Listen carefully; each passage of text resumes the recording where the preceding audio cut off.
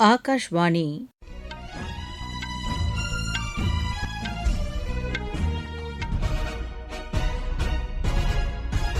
செய்திகள் வாசிப்பவர் ஜமீர் அக்தர். தலைப்புச் செய்திகள். மேகாலயாவில் சட்டவிரோத நிலக்கரி சுரங்கத்தில் ஏற்பட்ட வெடி விபத்தில் 18 பேர் உயிரிழந்தனர். மீட்புப் பணிகளுக்கு உதவ தேசிய பேரிடர் மீட்புப் படையின் 2 குழுக்கள் மேகாலயா விரைந்துள்ளன. மத்திய உள்துறை அமைச்சர் திரு அமித் ஷா இன்று ஜம்முவில் எல்லை பாதுகாப்பு குறித்து நேரில் ஆய்வு செய்கிறார். அடல் நகர்ப்புற மறுசீரமைப்பு திட்டத்தின் கீழ் இதுவரை நகர்ப்புறங்களில் 2,38,00,000 குடிநீர் இணைப்புகள் வழங்கப்பட்டுள்ளதாக மத்திய அரசு தெரிவித்துள்ளது. அமெரிக்கா ஈரான் இடையே அணுசக்தி தொடர்பான பேச்சுவார்த்தை ஓமன் தலைநகர் மஸ்கட்டில் இன்று நடைபெறவுள்ளது. மகளிர் பிரீமியர் லீக் கிரிக்கெட் இறுதிப் போட்டியில் பெங்களூரு அணி 6 விக்கெட் வித்தியாசத்தில் தில்லி அணியை வென்று கோப்பையை கைப்பற்றியது. இனி விரிவான செய்திகள். மேகாலயாவில் சட்டவிரோத நிலக்கரி சுரங்கத்தில் ஏற்பட்ட வெடி விபத்தில் 18 பேர் உயிரிழந்தனர். மேலும் பல தொழிலாளர்கள் சுரங்கத்திற்குள் சிக்கியுள்ளனர். அவர்களை மீட்கும் பணி தீவிரமாக நடைபெற்று வருகிறது. இதுவரை 18 பேர் உடல்கள் மீட்கப்பட்டுள்ளதாக மாநில காவல்துறையினர் தெரிவித்தனர். விபத்து குறித்து விசாரணை நடத்த மாநில அரசு உத்தரவிட்டுள்ளதாக மேகாலயா முதலமைச்சர் திரு கான்ராட் சங்மா தெரிவித்துள்ளார். இந்நிலையில் மீட்புப் பணியில் உதவுவதற்காக வெடி விபத்து ஏற்பட்ட இடத்திற்கு தேசிய பேரிடர் மீட்புப் படையின் 2 குழுக்கள் விரைந்துள்ளதாக மத்திய உள்துறை அமைச்சர் திரு அமித் ஷா தெரிவித்துள்ளார். இதுகுறித்து சமூக வலைதளத்தில் பதிவிட்டுள்ள அவர், ஏற்கனவே மீட்புப் படையின் ஒரு குழுவினர் விபத்து நடந்த இடத்திற்கு சென்றடைந்து விட்டதாக குறிப்பிட்டுள்ளார்.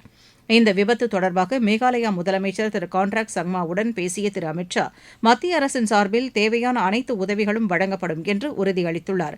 இதற்கிடையே இந்த விபத்து குறித்து ஆழ்ந்த வேதனை தெரிவித்துள்ள பிரதமர் திரு நரேந்திர மோடி, உயிரிழந்தவர்களின் குடும்பத்தினருக்கு பிரதமரின் நிவாரண நிதியிலிருந்து தலா 2 லட்சம் ரூபாய் வழங்கப்படும் என்று அறிவித்துள்ளார். காயமடைந்தவர்களுக்கு தலா 50,000 ரூபாய் வழங்கப்படும் என்றும் அவர் கூறியுள்ளார். மேகாலயா அரசு உயிரிழந்தவர்களின் குடும்பத்தினருக்கு தலா 3 லட்சம் ரூபாய் வழங்கப்படும் என்று அறிவித்துள்ளது. இந்த விபத்து குறித்து மாநில அரசிடம் அறிக்கை கேட்கப்பட்டுள்ளதாக மத்திய நிலக்கரித்துறை அமைச்சர் திரு கிஷன் ரெட்டி தெரிவித்துள்ளார். மத்திய உள்துறை அமைச்சர் திரு அமித் ஷா இன்று ஜம்முவில் எல்லை பாதுகாப்பு குறித்து நேரில் ஆய்வு செய்கிறார். கத்வா மாவட்டத்தின் ஹீரா நகரில் உள்ள சர்வதேச எல்லையை அவர் இன்று பார்வையிடுகிறார். எல்லை தாண்டிய ஊடுருவலை தடுக்க எல்லை பாதுகாப்பு படை நிறுவியுள்ள கண்காணிப்பு சாதனங்களையும் அவர் ஆய்வு செய்யவுள்ளார். போபியா மற்றும் குர்னாம் ஆகிய இடங்களில் உள்ள எல்லை பாதுகாப்பு படையின் புறக்காவல் நிலையங்களையும் பார்வையிட உள்ளார். இதனைத் தொடர்ந்து இன்று பிற்பகல் ஜம்முவில் நடைபெறும் உயர்நிலை பாதுகாப்பு ஆய்வுக் கூட்டத்தில் துணைநிலை ஆளுநர் திரு மனோஜ் சின்ஹா, உள்துறை அமைச்சகத்தின் உயரதிகாரிகள், துணை ராணுவ படையின் தலைவர்கள் ஆகியோருடன் திரு அமித் ஷா ஆலோசனை நடத்தவுள்ளார். அடல் நகர்ப்புற மறுசீரமைப்பு திட்டத்தின் கீழ் இதுவரை நகர்ப்புறங்களில் 2,38,00,000 குடிநீர் இணைப்புகள் வழங்கப்பட்டுள்ளதாக மத்திய வீட்டு வசதி மற்றும் நகர்ப்புற விவகாரங்கள் துறை இணையமைச்சர் திரு தொக்கன் சாஹூ தெரிவித்துள்ளார். மக்களவையில் நேற்று கேள்வி ஒன்றுக்கு பதிலளித்த அவர், 2015ஆம் ஆண்டு தொடங்கப்பட்ட இத்திட்டம் அம்ருத் 2.0 என விரிவுபடுத்தப்பட்டு நகரங்களை குடிநீர் வசதியில் தன்னிறைவு பெற்றவையாக மாற்றுவதை நோக்கமாக கொண்டுள்ளது என்று கூறினார். இத்திட்டத்தின் கீழ் குடிநீர் வழங்கல், பாதாள சாக்கடை மேலாண்மை, நீர்நிலைகளுக்கு புத்துயிர் அளித்தல் ஆகிய பணிகளுக்காக பல்லாயிரம் கோடி ரூபாய் மதிப்பிலான திட்டங்களுக்கு ஒப்புதல் அளிக்கப்பட்டுள்ளது என்றும் அவர் தெரிவித்தார். அம்ருத் மித்ரா திட்டத்தின் கீழ் 38,000க்கும் மேற்பட்ட மகளிர் சுய உதவி குழு உறுப்பினர்கள் குடிநீரின் தரத்தை பரிசோதிக்கும் பணிகளை ஈடுபடுத்தப்பட்டுள்ளனர் என்றும் அமைச்சர் கூறினார். பஞ்சாப், ஹரியானா, உத்தரப்பிரதேசம் உள்ளிட்ட வட இந்திய மாநிலங்களில் பயிர் கழிவுகளை எரிப்பதால் ஏற்படும் சுற்றுச்சூழல் மாசை தடுக்க உரிய நடவடிக்கை எடுக்கப்பட்டுள்ளதாக மத்திய சுற்றுச்சூழல் மற்றும் வனத்துறை இணையமைச்சர் திரு கீர்த்திவர்தன் சிங் தெரிவித்துள்ளார். மாநிலங்களவையில் நேற்று கேள்வி நேரத்தின் போது இதனை தெரிவித்த அவர், செயற்கைக்கோள் தரவுகளை பயன்படுத்தி கண்காணிப்பு பணிகள் தீவிரப்படுத்தப்பட்டுள்ளதாக கூறினார். மாலை நேரங்களில் அதிகாரிகள் வாகனங்களில் ரோந்து சென்று தடுப்பு நடவடிக்கைகளை மேற்கொண்டு வருவதாகவும் அவர் தெரிவித்தார். அரசு எடுத்த முயற்சிகளின் காரணமாக கடந்த ஆண்டு பயிர் கழிவுகள் எரிப்பது குறைந்துள்ளதோடு நெல் அறுவடை காலத்தில் 90% தீ விபத்துகள் குறைந்துள்ளதாகவும் அமைச்சர் கூறினார். நீங்கள் கேட்டுக்கொண்டிருப்பது ஆகாஷவாணியின் செய்தி அறிக்கை. ஊரக வளர்ச்சிக்கான புதிய அத்தியாயம். வளர்ச்சியடைந்த இந்தியாவிற்கான ஊரக வேலைவாய்ப்பு உறுதி மற்றும் வாழ்வாதார சட்டம். இந்த சட்டம் வருடத்திற்கு 125 நாட்கள் வேலையை உறுதி செய்கிறது. இதில் வாரந்தோறும் ஊதியம் வழங்கப்படுவது கட்டாயமாக்கப்பட்டுள்ளது. பணி முடிந்த 15 நாட்களுக்குள் ஊதியம் வழங்குவதை உறுதி செய்வதற்கான அம்சங்களும் இதில் இடம்பெற்றுள்ளன. ஊதியம் காலதாமதமாக வழங்கப்பட்டால் அதற்கான இழப்பீட்டுத் தொகைக்கும் இதில் வகை செய்யப்பட்டுள்ளது. வளர்ச்சியடைந்த இந்தியாவிற்கான பயணத்தில் மோடி அரசு தொடரும் சீர்திருத்த நடவடிக்கைகள். மத்திய அரசு, நாகாலாந்து அரசு மற்றும் கிழக்கு நாகாலாந்து மக்கள் அமைப்பு ஆகியவற்றிற்கு இடையே எல்லைப்புற நாகாலாந்து பிராந்திய ஆணையம் உருவாக்குவதற்கான ஒப்பந்தம் நேற்று புதுதில்லியில் கையெழுத்தானது. மத்திய உள்துறை அமைச்சர் திரு அமித் ஷா, நாகாலாந்து முதலமைச்சர் திரு நெஃப்யூ ரியோ முன்னிலையில் இந்த ஒப்பந்தம் கையெழுத்தானது. நாகாலாந்தின் 6 கிழக்கு மாவட்டங்களைச் சேர்ந்த அங்கீகரிக்கப்பட்ட 8 நாகா பழங்குடியினரை பிரதிநிதித்துவப்படுத்தும் கிழக்கு நாகாலாந்து மக்கள் அமைப்பு இந்த ஒப்பந்தத்தில் முக்கிய பங்கு வகித்தது. இதன் மூலம் நாகாலாந்தின் துயன்சாங், மோன், கிபிர், லாங்லெங், நோக்லாக் மற்றும் ஷாமடோர் ஆகிய 6 மாவட்டங்களை உள்ளடக்கிய எல்லைப்புற நாகாலாந்து பிராந்திய ஆணையம் அமைய வழிவகை செய்யப்பட்டுள்ளது. மேலும் 46 முக்கிய துறைகள் சார்ந்த அதிகாரங்கள் இந்த ஆணையத்திற்கு வழங்கப்பட உள்ளன. வருகிற ஹோலி பண்டிகையை முன்னிட்டு ரயில்வே நாடு முழுவதும் 1400க்கும் மேற்பட்ட சிறப்பு ரயில்களை இயக்க திட்டமிட்டுள்ளது. இந்த எண்ணிக்கை கூட்ட நெரிசலை பொறுத்து 1500 வரை அதிகரிக்கக்கூடும் என்று தெரிவிக்கப்பட்டுள்ளது.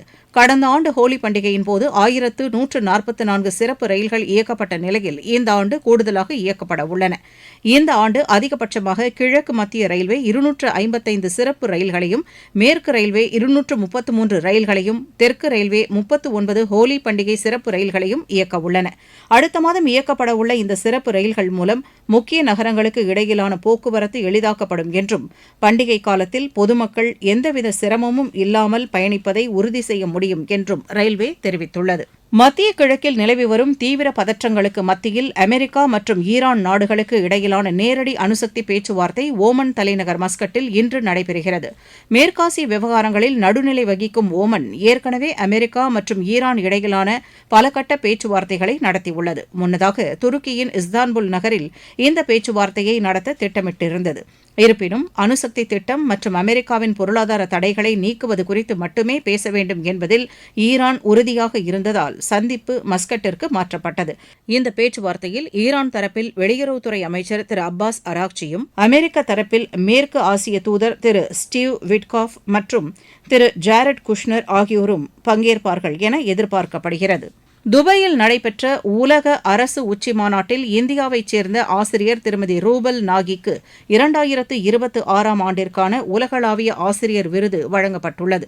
$10 லட்சம் பரிசுத் தொகை கொண்ட இந்த விருதினை துபாய் இளவரசர் திரு ஷேக் ஹம்தான் பின் முகமது பின் ரஷீத் அல் மக்தூம் வழங்கினார். பாழடைந்த சுவர்களை கல்வி போதிக்கும் சுவர் ஓவியங்களாக மாற்றி அதன் மூலம் குழந்தைகளுக்கு எழுத்து, வாசிப்பு, கணிதம் மற்றும் சுகாதாரம் குறித்த விழிப்புணர்வினை ஏற்படுத்தியதற்காக திருமதி ரூபல் நாகி இந்த விருதிற்கு தேர்ந்தெடுக்கப்பட்டார். தமக்கு கிடைத்த பரிசுத் தொகையை கொண்டு ஏழை இளைஞர்களுக்காக இலவச தொழிற்பயிற்சி மற்றும் டிஜிட்டல் கல்வி வழங்கும் நிறுவனத்தை தொடங்கப் போவதாக திருமதி ரூபல் நாகி தெரிவித்துள்ளார். ஆப்கானிஸ்தானில் நேற்றிரவு நிலநடுக்கம் ஏற்பட்டது. இது ரிக்டர் அளவில் 4.3 பதிவானது. சேத விவரங்கள் குறித்த தகவல் இதுவரை வெளியாகவில்லை. வடகிழக்கு மாநிலமான சிக்கிமில் இன்று அதிகாலை நிலநடுக்கம் ஏற்பட்டது. இது ரிக்டர் அளவில் 4 பதிவானது. கொல்கத்தாவிலும் இது உணரப்பட்டதாக தேசிய புவியியல் மையம் தெரிவித்துள்ளது. மகளிர் பிரீமியர் லீக் கிரிக்கெட் போட்டியில் பெங்களூரு அணி 6 விக்கெட் வித்தியாசத்தில் தில்லி அணியை வென்றது.